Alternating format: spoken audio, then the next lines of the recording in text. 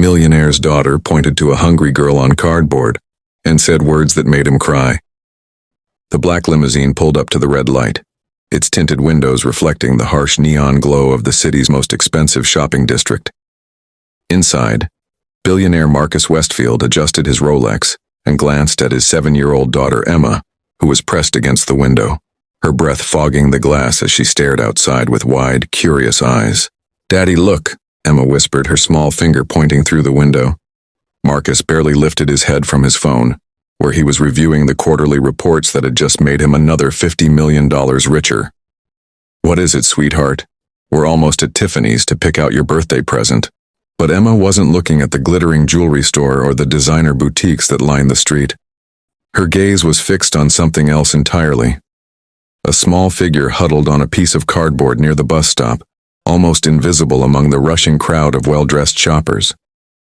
"There's a girl over there, Daddy. She looks hungry." Marcus finally looked up, following his daughter's gaze to where a girl, no older than Emma herself, sat curled against a brick wall. Her clothes were torn and dirty, her dark hair matted, and in her thin arms, she clutched what appeared to be a small, raggedy teddy bear. A cardboard sign beside her read, "Please help. Haven't eaten in 2 days." "Don't stare, Emma," Marcus said automatically, the way he'd been taught as a child when his own father had driven him through these same streets.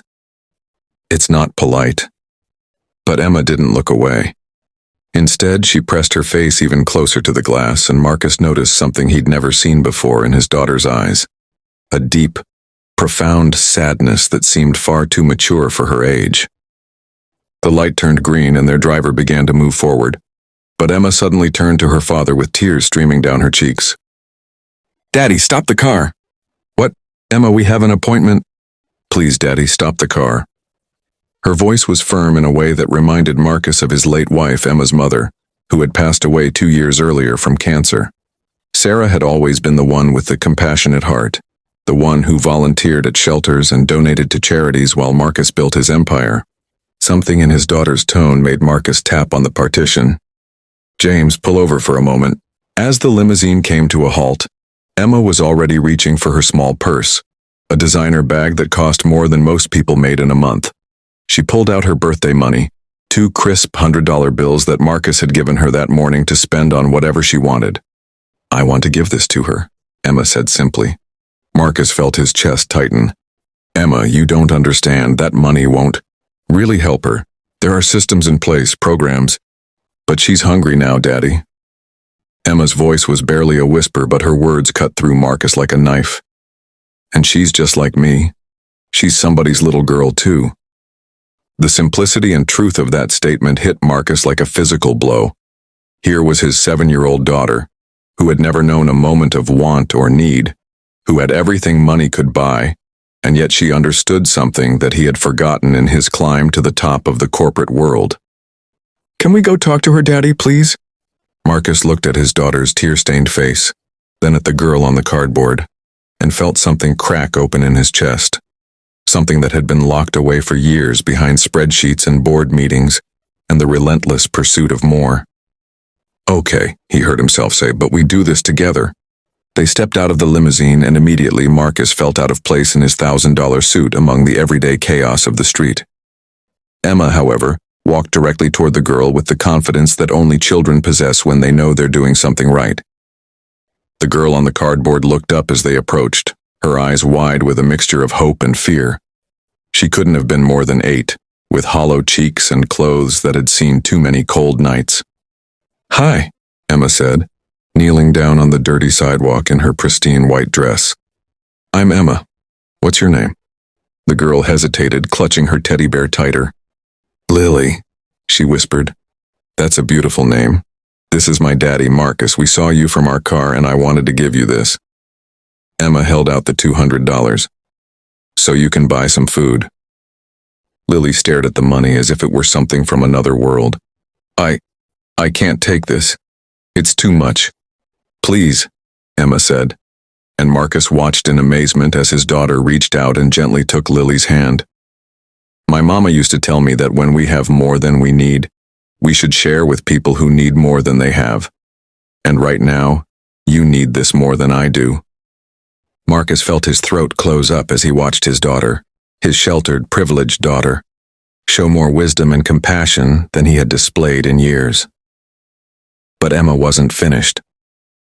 "Can I ask you something, Lily? Where's your family?" Lily's eyes filled with tears. "My mama got sick, like really sick, and we lost our house because the hospital bills were too much. She's in the shelter, but they don't have room for kids right now, so I have to wait here until they call." Emma looked up at her father, and in that moment, Marcus saw his late wife Sarah looking back at him through their daughter's eyes. "Daddy," Emma said quietly, "remember what Mama always used to say? About how we're only as rich as the love we give away?" Those words, Sarah's words, hit Marcus like lightning. He remembered now. He remembered the woman he had fallen in love with. The woman who had made him promise to raise Emma with compassion and kindness. He remembered the man he used to be before grief and guilt had driven him to bury himself in work and wealth. Marcus knelt down beside his daughter, his expensive suit bedamned, and looked into Lily's frightened eyes. "Lily, what if I told you that you and your mama never have to be apart again? What if I told you that there are people who can help make sure you always have a warm place to sleep and enough to eat?" "But we don't have money," Lily whispered. Marcus felt tears, real tears, running down his cheeks for the first time since Sarah's funeral. "Sometimes the most important things in life don't cost money, sweetheart. They just require people who care enough to help." He pulled out his phone and made a call that would change everything. Within an hour, Marcus had contacted the shelter where Lily's mother was staying, arranged for them to be reunited, and set up a fund to cover their housing and medical expenses. But more than that, he had rediscovered something in himself that he thought he had lost forever. 3 months later, Marcus stood in the kitchen of his penthouse apartment, but it looked different now. Gone were the cold, sterile surfaces that had defined his life after Sarah's death. In their place were finger paintings on the refrigerator, 2 sets of school backpacks by the door, and the sound of laughter echoing through rooms that had been silent for too long. Emma and Lily had become inseparable friends, and Marcus had legally become Lily's guardian while helping her mother, Maria, get back on her feet with medical treatment and job training. The house that had once felt like a mausoleum now felt like a home again. "Daddy, can Lily stay for dinner?" Emma called from the living room where both girls were working on a puzzle. "Of course," Marcus called back, smiling as he watched Maria help in the kitchen, something she insisted on doing despite his protests that it wasn't necessary. "You know," Maria said quietly as she chopped vegetables, "I used to be angry at the world, angry at God for making me sick, angry at life for being so hard. But watching you and Emma, you've given me something I thought I'd lost forever." "What's that?" Marcus asked. "Hope, and the belief that there really are good people in this world." Marcus looked through the doorway at the 2 little girls, their heads bent together over the puzzle, completely absorbed in their friendship. Emma was teaching Lily how to play chess, while Lily was teaching Emma how to braid friendship bracelets. 2 children from completely different worlds who had found in each other something irreplaceable. "They taught me something too," Marcus said softly. "Emma showed me that the wealth I thought I was building for her future was actually making me poor in all the ways that really matter." That evening, as Marcus tucked both girls into their beds, Lily had been staying over more and more often. Emma looked up at him with serious eyes. "Daddy, are you happy we helped Lily?" Marcus smoothed her hair back from her forehead just the way Sarah used to do. "Emma, helping Lily didn't just change her life. It saved mine too." "What do you mean?" Marcus thought about how to explain it to a 7-year-old, how to tell her that before that day outside the jewelry store, he had been slowly disappearing inside his own success, becoming smaller even as his bank account grew larger. "Before we met Lily, I had forgotten what Mama taught us about love and kindness. I had forgotten that the best parts of life aren't things we can buy. You reminded me that the richest people in the world aren't the ones with the most money. They're the ones who give the most love." Emma smiled sleepily. "Mama would be proud of us, wouldn't she?" Marcus felt his eyes fill with tears again, but this time they were tears of joy rather than grief. "Yes, sweetheart. She would be very proud." 6 months later, Marcus stood on a stage in front of 500 business leaders at a charity gala, but he wasn't there to receive an award or make a deal. He was there to tell a story, the story of how a 7-year-old girl had taught him the true meaning of wealth. I used to measure my success by the size of my portfolio, he told the audience. But my daughter taught me that the only portfolio that really matters is the collection of lives you've touched, the number of hearts you've helped heal, and the amount of hope you've given to people who had lost their way. He looked out into the crowd and saw Emma and Lily sitting in the front row, both of them beaming with pride. Maria sat beside them, healthy now and working as a coordinator for the foundation that Marcus had started, the Sarah Westfield Foundation for Homeless Families. The day my daughter pointed to a hungry girl sitting on cardboard and insisted we stop to help, I thought I was teaching her a lesson about compassion. But it turned out she was teaching me a lesson about what it truly means to be successful in life. As the audience rose in a standing ovation, Marcus realized that the words Emma had spoken that day, that the girl was somebody's little girl too, had become the foundation of everything good that had happened since.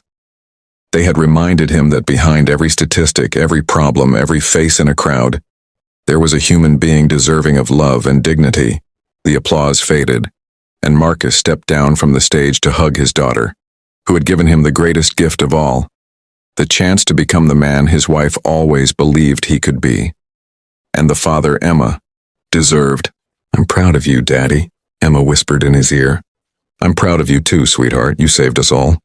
As they walked out of the gala together, Marcus, Emma, Lily, and Maria, Marcus realized that he had finally found what he had been searching for all along. Not more wealth or success or recognition, but the simple joy of a life lived in service to others, and the profound richness that comes from opening your heart to love without limits. The girl on the cardboard had become a daughter. The billionaire had become a father in the truest sense. And a 7-year-old's simple act of compassion had rippled outward to touch hundreds of lives, proving that sometimes the smallest hands can move the biggest hearts. Did this story touch your heart the way it touched mine while writing it? I'd love to hear your thoughts and experiences in the comments below. Have you ever had a moment where a child's perspective completely changed how you saw the world? Or maybe you've witnessed an act of kindness that restored your faith in humanity. Your stories matter, and sharing them helps inspire others to look for those moments of connection and compassion in their own lives. If this story moved you, please give it a thumbs up and share it with someone who might need to hear this message today. Don't forget to subscribe to Trillionaire in Love for more heartwarming stories about love, family, and the moments that change everything. Hit that notification bell so you never miss a story that might just change your perspective on what it means to be truly wealthy in life. Thank you for being part of this community where love and kindness matter most. Until next time, remember, we're only as rich as the love we give away.